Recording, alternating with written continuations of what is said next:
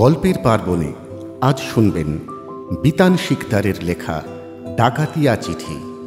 বিতান শিকদার কলকাতা বিশ্ববিদ্যালয় থেকে ইংরেজি সাহিত্য নিয়ে পড়াশুনো করেন। পাশাপাশি চলতে থাকে তাঁর সাহিত্য চর্চা। মূলত ছোট গল্প ও কল্পবিজ্ঞানের লেখক বিতান ইতিমধ্যেই পাঠক মহলে যথেষ্ট পরিচিত ও সমাদৃত। আজকের গল্পটি প্রথম প্রকাশিত হয়েছিল আনন্দবাজার পত্রিকার রবিবাসরীয় বিভাগে 24শে ডিসেম্বর 2024 সালে। গল্পটির সত্য আনন্দবাজার পত্রিকা কর্তৃক সংরক্ষিত। শুরু হচ্ছে আজকের গল্প ডাকাতিয়া চিঠি।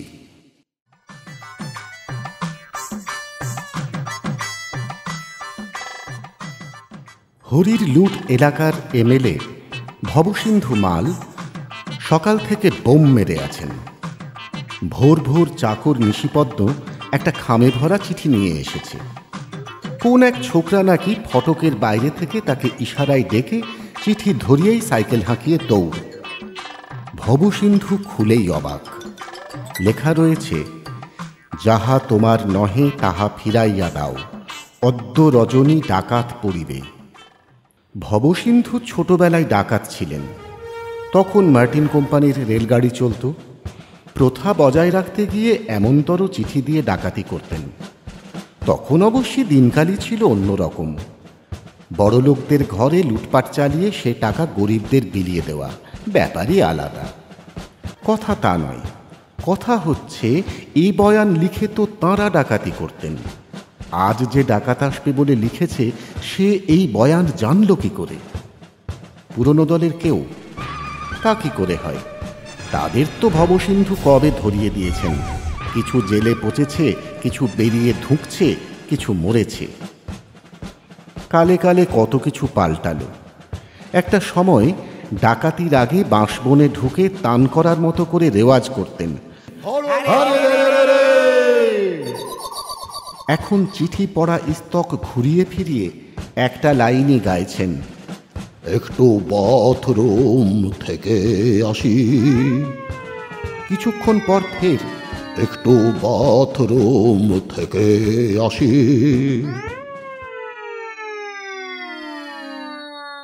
বছর 30 আগে তান্ত্রিক গান্ধারনাথ ভবসিন্ধুর মাথাটি চিবিয়ে খেয়েছিলেন। গান্ধারনাথ খুব তেজিয়াল তান্ত্রিক ছিলেন। পেঁপে পুদিনা থেঁতো করে কপালে প্রলেপ লাগিয়ে ভূত ভবিষ্যৎ দেখে ফেলতেন। বলেছিলেন, এবার ডাকাতি ছাড়, রাজনীতিতে আয়। তাতে কি হবে প্রভু? আহা, ডাকাতির জায়গায় ডাকাতি তো রইলই। উল্টে পুলিশ, প্রশাসন, জনগণ সব সেলাম ঠুকবে। কেউ কি নেবে? পুলিশের খাতায় নাম। ওরে পাগল, শাসক নয়, বিরোধী হয়ে ঢোক। তাতে লাভ কি প্রভু? তুই বেটা একেবারে গোমুখ। খেকিয়ে উঠেছিলেন গান্ধারনাথ।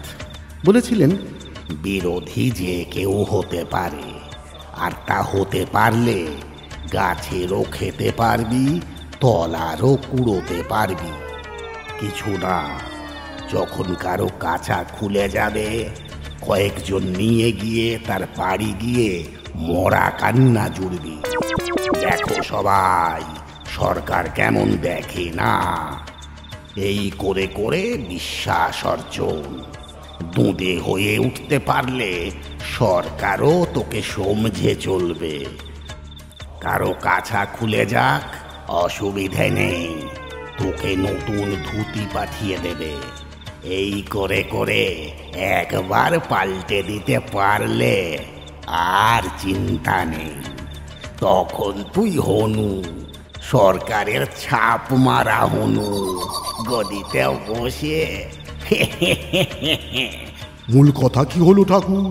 গান্ধারনাথ গল্পচ্ছলে বলেছিলেন, বাঘ শিয়ালকে খেয়ে নিচ্ছে বলে শিয়ালকে রাজা বানিয়ে দেওয়া হলো। তারপর শিয়াল ভেড়া ছাগল ধরে ধরে খাওয়া শুরু করলো। এটুকু বুঝতে পারছিস না বেটার জন্য নারকল? সেই ঝুনো নারকোল 4বারের বার বাথরুম থেকে বেরিয়ে খাস চাকর নিশিপদ্মকে বললেন, ডাক্তারকে খবর দে, ডাক্তারকে খবর দে, এত ঘন ঘন। ডাক্তার অতিশয়োক্তি বৈদ্য গম্ভীরভাবে বললেন, হঠাৎ এমন দাস্তের মতো। ভবসিন্ধু যখন নেংটি পরা ডাকাচ্ছিলেন তখন তার আমাশা আর ঘামাচি হতো। মূল স্রোতে ফেরার পর ভদ্রস্থ অসুখ বিসুখ হওয়া শুরু করল। সুগার প্রেশার তো ছেড়েই দেওয়া যাক, ভবসিন্ধুর থেকে থেকে স্টিফনেক হয়, সেন্সিটিভিটি টু লাইট হয়। আগে চুলকুনি হতো, এখন ইনফ্ল্যামেশন হয়। ডাক্তার বৈদ্য সারাক্ষণই গম্ভীর, তাতেই বোঝা যায় তিনি কত বড় ডাক্তার। ফোন ধরে ভুরু কুঁচকে বললেন, কি বললেন? খেয়ে উঠে জল খাওয়ার পর থেকে হেঁচকে উঠছে। না না, এটাকে লঘু করে নেবেন না, আমি এখনই আসছি। সেই ডাক্তার বৈদ্যকে এই 7 সকালে বাড়িতে ঢুকতে দেখে অন্দরমহলে কিঞ্চিত চাঞ্চল্য দেখা গেল। বয়স্ক নিশিপদ্ম কয়েক মাস হলো কাজে লাগলেও সে কর্তা ও গিন্নি দুজনেরই বলা যায় খাস চাকর। ভবসিন্ধুর স্ত্রী উগ্রচণ্ডা তাকে ডেকে জিজ্ঞেস করলেন, কি ব্যাপার? নিশিপদ্ম বলল, আগে বাবুর ঘন ঘন বাথরুম হচ্ছে। উগ্রচণ্ডা তাচ্ছিল্যের ভঙ্গিতে, মেয়েটার ওটুকু ত্যাগও সইছে না বলে অন্দরমহলে ঢুকে পড়লেন। উগ্রচণ্ডার চিরকালই বাক্যে বিষ। ভবসিন্ধু ডাকাত থাকার সময়ই প্রায় জোর করে তাকে বিয়ে করেন। হাড়ভাঙা গ্রামের সেই মেয়ে তার বাপকে বলেছিলেন, আমার পছন্দের সৎ মুদি পছন্দ হলো না তোমার, সেই ডাকাতের সঙ্গে গাঁট ছড়া বাঁধালে। কোনো কালেই বনিবনা হয়নি। ভবসিন্ধু বিয়ের শুরুর দিকে একটু জোর ফলানোর চেষ্টা করলেও খুব একটা লাভ হয়নি, প্রায় আলাদাই থাকতো তারা। ভবসিন্ধু বার কয়েক এগোবার চেষ্টা করলেও পেরে ওঠেননি। উগ্রচণ্ডা পাশে হেসো নিয়ে শুতো, তুই ওল তো আমিও তেঁতুল। যাই হোক, ঘটনা শুনে আপনি উত্তেজিত হবেন না, উত্তেজিত হবেন না। বলতে বলতে ডাক্তার গোটা 4-5 ওষুধ লিখে ফেললেন। বেলা 11:30টায় ভবসিন্ধু বলে উঠলেন, দারোগাকে ডাক, দারোগাকে ডাক। থানার ওসি প্রাপ্তিচরণ বৈশ্য জুতো সারাইওয়ালা নরসুন্দর মালকে থানায় ডেকে নিজের বেল্টের ঘাট বাড়াচ্ছিলেন। ইউনিফর্মের সঙ্গে যেটা এসেছে ওটাতে এখন আর আঁটছে না। ফোন তুলেই বাজ খায়, হ্যালা বলেই কোথা থেকে ফোন এসেছে বুঝে মিহি গলায়, স্যার, এখনই স্যার, আসছি স্যার, শুরু করে দিলেন। সেই প্রাপ্তিচরণ বৈঠকখানায় বসে ঘটনা শুনে অবাক। অদূরে দাঁড়ানো নিশিপদ্মের দিকে চোখ পাকিয়ে বললেন, এ কার কার সাজে ঠিক করে বল।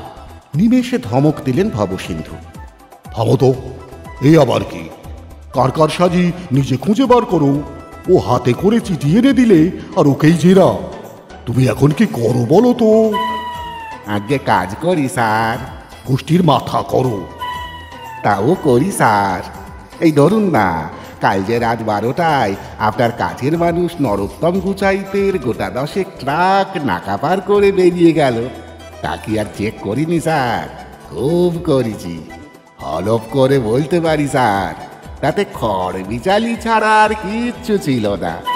তারপর ধরুন গিয়ে নেড়া বটতল আর ইঁড়েকা নাই, স্কুলের জমির পাশে নিজের ঘরটা ছেড়ে যাচ্ছে না, আপনার আরতটাও আটকে তা সেই কানাইকে কি থানায় ডেকে মিষ্টি করে বোঝায়নি স্যার? খুব বুঝিয়েছি। তারপর ধরুন না কেন, মানিকলালের মেয়েটি যে পুকুরে চান করতে গিয়ে হঠাৎ পোয়াতি হয়ে ফিরে এলো, তা তার জেরে কি পার্টির তরুণ ছেলে রাকালকে একবারও জিজ্ঞেস করেছি তুমি কেন তখন ওখানে ঘাটের পাড়ে দাঁড়িয়ে দাঁত মাজছিলে? মোটেও না। এখন বেরো এখান থেকে, ফোর্স নিয়ে সন্ধ্যের মধ্যে বাড়ি ঘিরে ফেলা চাই। পায়ের ধুলো দেবেন স্যার, পায়ের ধুলো।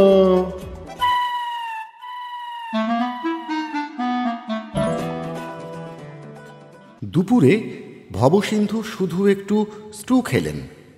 এক চিঠিতেই কাত। কথা রটতে বেশি দেরি হলো না। ভবসিন্ধুর বাংলো বাড়ির বাইরে একটা বেশ বড় ঘর হচ্ছে গিয়ে পার্টি অফিস। পার্টি নয়, রেফ নেই, সেখানে ছেলে ছোকরারা জুটে গেল। এরা সব মানুষের উন্নতির জন্য জীবন পণ রেখে পার্টি করে, বদলে এদের কিচ্ছু চায় না। ক্যাডার কদম্ব শুধুমাত্র নতুন পাড়া থেকে ঠ্যাঙাড়ে গলি পর্যন্ত স্টেট হাইওয়েটা ভেঙে ফেলার তৈরি করার বরাত চেয়েছে। ক্যাডার বিল্লপত্র মাত্র 30টি ছেলে মেয়েকে ন্যূনতম দক্ষিণার বিনিময়ে মাস্টার ডিগ্রির সার্টিফিকেট করিয়ে দেওয়ার অনুমতি চেয়েছে। কানা বেগুন চেয়েছে 3টি হোটেল খোলার পারমিট। অথচ কিসের বিনিময়ে? শুধু মানুষের সেবা করার বিনিময়ে। সেই সব ক্যাডার ঘরে ভিড় জমিয়েছে। ভবসিন্ধু জানেন এদের খেপিয়েই দেশের কাজ চলে। এরা খেপে গেলে হয় রবীন্দ্র জয়ন্তী নয়তো রক্তপাত শিবির করে ফেলে। তারা সকলে এক স্বরে বলল, অপোজিশনের চক্রান্ত। অপোজিশনের চক্রান্ত। তাহলে মানুষ সরকারের মাথাটা কেটে নামিয়ে দিই বাবাদা। কিচ্ছু না, আজ সারা রাত পাহারা দিবি। সন্ধে নাগাদ উকিল আর ডাক্তারকে তুলে আনা হলো। ডাক্তার অতিশয়োক্তি মিনমিন করছিলেন। আমি আবার এসবের মধ্যে ওষুধ তো লিখেই দিয়েছি, ফোনও খোলাই ছিল, দরকার পড়লেই। তাকে মাঝপথে থামিয়ে ভবসিন্ধু চোখ পাকিয়ে বললেন, চপ। উকিল বিলম্ব শ্বাসমল বললেন, চিঠিতে বলছে যাহা তোমার নহে, মানে কি একটা লিস্ট করে ফেলা যাক বিদেশি ব্যাংকের টাকাগুলো। সে তো কবে থেকে রাখা কাঠপাচারের টাকা। ফাইন, নামে বেনামে গোটা 13 বাড়ি এবং ফ্ল্যাট, কাগজপত্র তাও ব্যাংকের লকারে। কোন ব্যাংক? একটা হলে তো বলবো, তাও ধরো 9 করে। তোলার ক্যাশ টাকাগুলো? ওগুলো তো সোনা দানায়। সে সোনাদানা কোথায়? গয়নাগাটি আলমারিতে, আর কিছু মূর্তি টুর্তি এ ঘরে সে ঘরে। সেগুলো এখনই একটা ঘরে ঢুকিয়ে তালা ঝুলিয়ে বাইরে পুলিশ বসিয়ে দেওয়া হোক। হলো। ভবসিন্ধুর উত্তেজনা বাড়ছে। এই মুহূর্তে যাচ্ছে তাই একটা ঘটনা ঘটল। 3টে খবরের চ্যানেলের লোক উদয় হয়ে বাড়ি প্রায় 3 দিক থেকে ঘিরে ফেলল। একটা পক্ষের, একটা বিপক্ষের, আর একটা কি ঠিক বোঝা যাচ্ছে না। পক্ষের চ্যানেল ক্যামেরা বাগিয়ে ধরে বলছে, দেখুন এই প্রৌঢ় নেতাকে কেমন উত্ত্যক্ত করা হচ্ছে, মানুষের কাজ করার শাস্তি পাচ্ছেন তিনি। বিপক্ষের চ্যানেল বলছে, এই তো রাজ্যের হাল, যেখানে একজন জনপ্রতিনিধি সুরক্ষিত নন সেখানে সাধারণ মানুষ। আরেকটি চ্যানেলের সাংবাদিক বলছে, এই মুহূর্তে ভেতর থেকে খবর এলো ওর রক্তচাপ বেড়ে গেছে, দুপুরে তিনি শুধু একটু স্টু খেয়েছেন। ভবসিন্ধু কাঁপতে কাঁপতে টিভি খুলতেই চক্ষু চড়ক গাছ। 2টো চ্যানেলে এই নিয়ে আলোচনা বসে গেছে। গোল করে বসেছেন সব, ইতিহাসবিদ, প্রাক্তন পুলিশকর্তা, ক্রিমিনোলজিস্ট, কূটনীতিবিদ। ভবসিন্ধু বলে উঠলেন, হয়ে গেল, এরা ধরেছে মানে। বলতে না বলতে পার্টি হেড অফিস থেকে ফোন। বলি হচ্ছেটা কি ওখানে? বুঝতে পারছি না দাদা। যাকে ফস করে বেফাস কিছু বলে ফেলো না, ভাবমূর্তি বজায় রাখতে হবে। সিম্প্যাথি, পাবলিক সিম্প্যাথি আদায় করার চেষ্টা করো, সামনে ইলেকশন। শুনে ভবসিন্ধুর মনে হলো এ যেন সেই ঘটোৎকচ বধপালা, মরার সময়ও নিস্তার নেই। বাপ ভীম বলছে, ধেড়ে হয়ে উল্টো দিকে বিপক্ষের সৈন্যদের ঘাড়ের উপর পড়ে মর। তবু হাইকমান্ডের নির্দেশ মানতেই হবে। পেটের ভিতরটা গুড়গুড় করলেও একবারটি বাইরের গেটে এসে ক্যামেরার সামনে বলে গেলেন, মানুষের জন্য যদি প্রাণও দিতে হয় আমি পিছপা হব না। তারপর আর ভাব ধরে রাখতে না পেরে তড়িঘড়ি ভিতরে চলে গেলেন। উনি কোথায় গেলেন? কোথায় গেলেন উনি? কোথায় গেলেন? রব উঠলে চাকর রামা ভিড় সামলাতে সামলাতে বলল, বোধহয় বাথরুমে। একটা চ্যানেল বলল, আপনারা দেখলেন উনি প্রাণ দিতে বাথরুমে চলে গেলেন। রাত 9টা নাগাদ উগ্রচণ্ডা বেরিয়ে এলেন ঘর থেকে। ভবসিন্ধুর ঘরে ঢুকে বললেন, আমি চললাম। সে কি এখন? কোথায়? সাজানো কি হবে? না মানে। ভবসিন্ধু একটু আমতা আমতা করে বলার চেষ্টা করলেন, শিয়রে এমন বিপদ। বিপদ তোমার, আমার নয়। কিন্তু কোথাও কিছু হলে? বলে আমার হবে, তোমার নয়। মানে গাড়ি নিলুম, পদ্মকে সঙ্গে নিলুম, সে আমায় পৌঁছে দেবে। তোমার নরক তুমি সামলাও।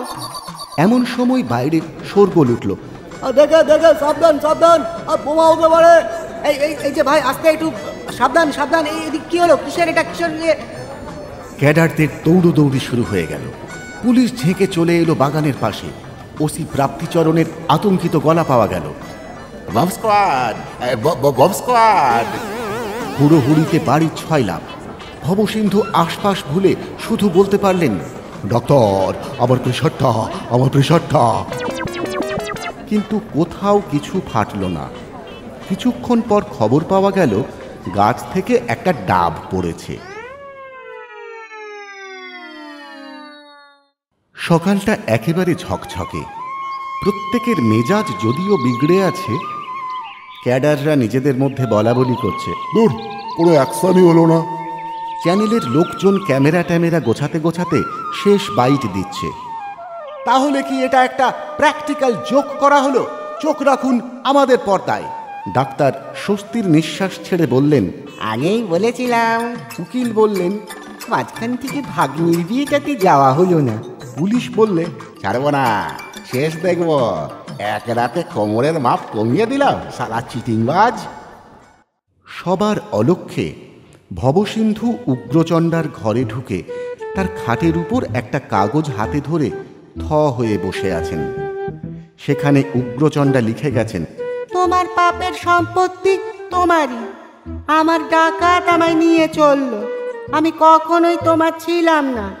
সম্বিত ফেরার পর চিঠিটা পকেটে ঢুকিয়ে স্বাভাবিকভাবেই সেক্রেটারি গোত্রীয় নাটাই তপাদারকে ডেকে ভবসিন্ধু জিজ্ঞেস করলেন, হ্যাঁ রে, এই জিনিসই পদ্ম কাজে লেগেছিল, তা সে কোন গ্রামের কিছু জিজ্ঞেস করেছিলি?